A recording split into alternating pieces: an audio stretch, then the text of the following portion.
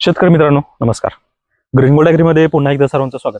मित्रांनो, शेतकऱ्यांना ज्या ठिकाणी जास्त पाऊस झालाय त्या ठिकाणी एक समस्या जाणवते. ती म्हणजे आता जशी ही कपाशी तुम्हाला एकदम उभी दिसते, ग्रीनरी दिसते व्यवस्थित, तर अशा पद्धतीमध्ये शेतकऱ्यांचं काय झालंय तर पूर्णपणे माना टाकून दिलेत आणि असे प्लॉटचे प्लॉट बसत आहेत.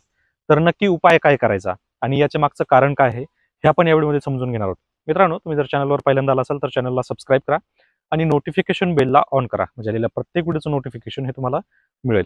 तर मित्रांनो, बऱ्याच भागामध्ये खूप जास्त प्रमाणामध्ये पाऊस झालाय. काही ठिकाणी ढगफुटी झाली आहे, काही ठिकाणी पूर परिस्थिती झाली आहे, काही ठिकाणी प्लॉटचे प्लॉट वाहून गेलेत आणि ह्या परिणामामुळं मातीमध्ये जे ऑर्गॅनिझम्स पाहिजेत, मायक्रो ऑर्गॅनिझम्स पाहिजेत, म्हणजे जीवाणू पाहिजेत, तर हे त्या जमिनीमध्ये कमी प्रमाणात असल्यामुळं, तसेच पाण्याचा निचरा व्यवस्थित न झाल्यामुळं, शेतामध्ये पाणी राहिल्यामुळं आणि जी हानिकारक बुरशी अटॅक करते त्या बुरशीचा वाढता प्रादुर्भाव यामुळं कापूस पीक जे आहे तर हे माना टाकत आहे, म्हणजे त्याच्यात आकस्मिक मर होते, म्हणजे थोडक्यात त्याची विल्टिंग होते.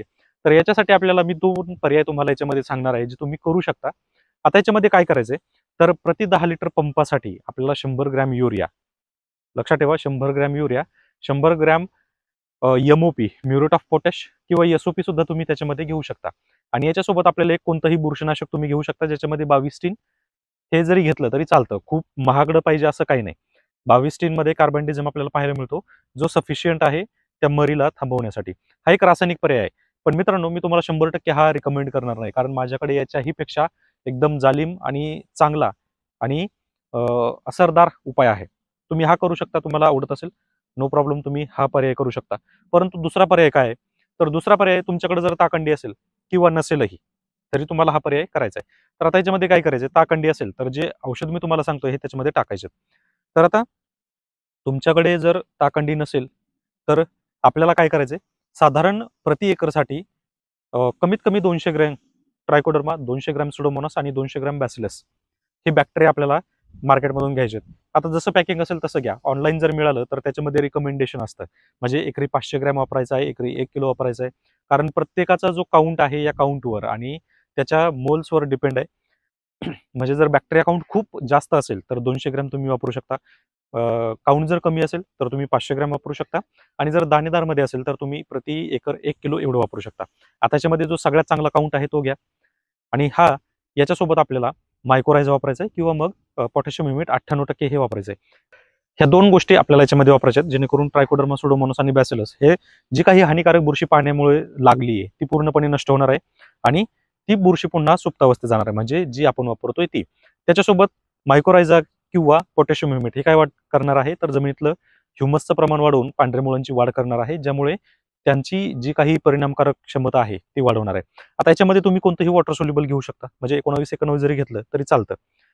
तर 19-19 जरी घेतलं तरी ते चालेल किंवा याच्याही पलीकडे तुम्हाला एक याच्याही पेक्षा चांगला पर्याय जो पाण्यामध्ये चांगला काम करतो तर तो म्हणजे ऑर्गॅनिक ऍसिड. ऑर्गॅनिक ऍसिड जर आपण त्यामध्ये जर मिक्स केलं तर तुमचा पूर्णपणे ऑर्गॅनिक डोस होऊन जातो आणि 100% रिझल्ट त्या ठिकाणी तुम्हाला मिळतो. रासायनिकमध्ये काय होतं की बऱ्याच वेळा बुरशी पूर्णपणे कंट्रोल होत नाही आणि मग ती बुरशी जर कंट्रोल नाही झाली तर मग आपल्याला परत डोस करावा लागतो, परत तो सोडायचा. म्हणजे एकतर मिक्स करून सोडणं हे सुद्धा शक्य होत नाही किंवा ते सुद्धा खूप खर्चिक काम आहे. त्यामुळे 100% रिझल्ट येणारं जे सोल्युशन आहे ते मी तुम्हाला सांगितलं, जे तुम्ही वापरू शकता.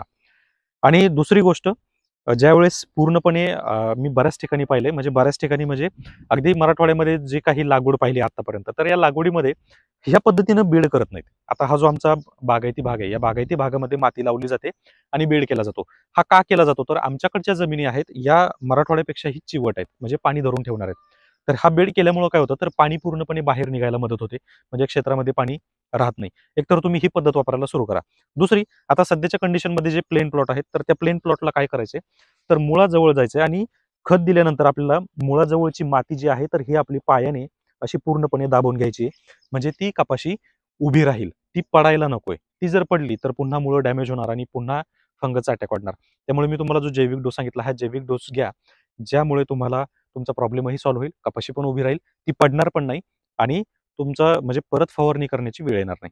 मित्रांनो, अशाच माहितीसाठी आपल्या ग्रीन गुड ॲग्री चॅनलला सबस्क्राईब करा आणि व्हिडिओ जर आवडला असेल तर व्हिडिओला शेअर करा. धन्यवाद.